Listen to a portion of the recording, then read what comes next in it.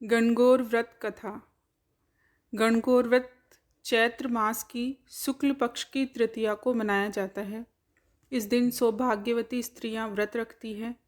कहावत है कि इस दिन पार्वती जी ने भगवान शंकर से सौभाग्यवती रहने का वरदान प्राप्त किया था तथा पार्वती जी ने अन्य स्त्रियों को सौभाग्यवती रहने का वरदान दिया था।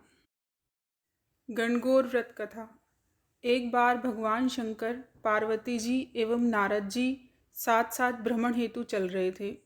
वे चलते चलते चैत्र शुक्ल तृतीया को एक गांव में पहुँचे।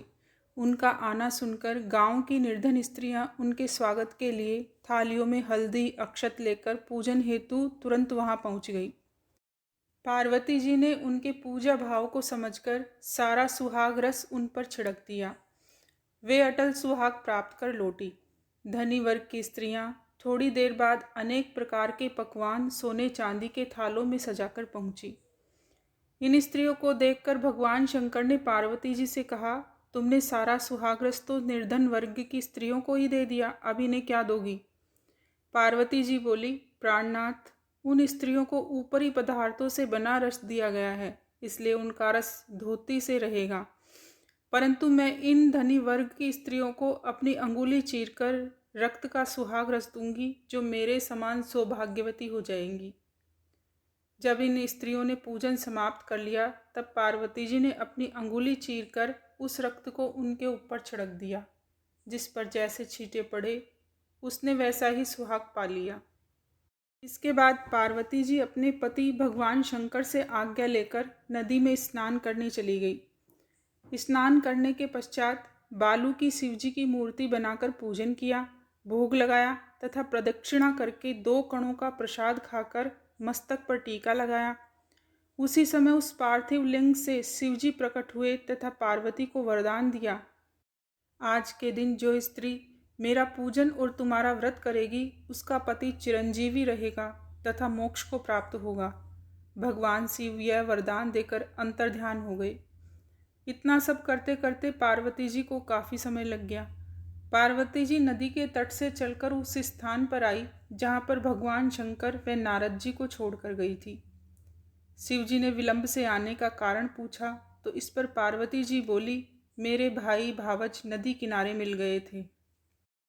उन्होंने मुझसे दूध भात खाने तथा ठहरने का आग्रह किया, इसी कारण से आने में देर हो गई।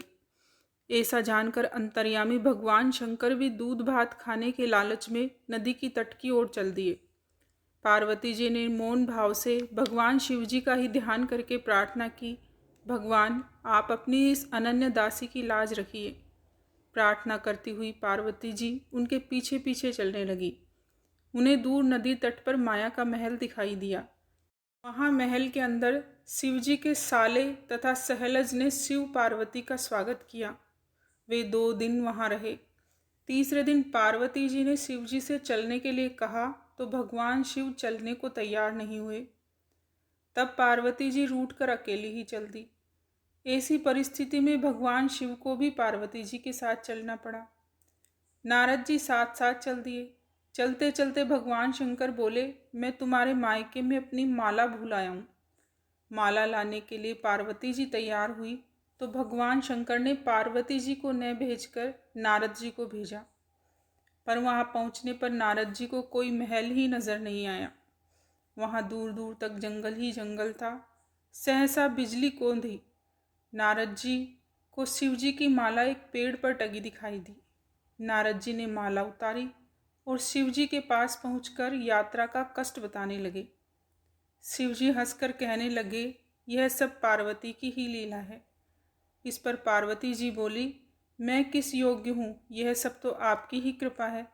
ऐसा जानकर महर्षि नारद जी ने माता पार्वती तथा उनके पतिव्रत प्रभाव से उत्पन्न घटना की मुक्त कंठ से प्रशंसा की।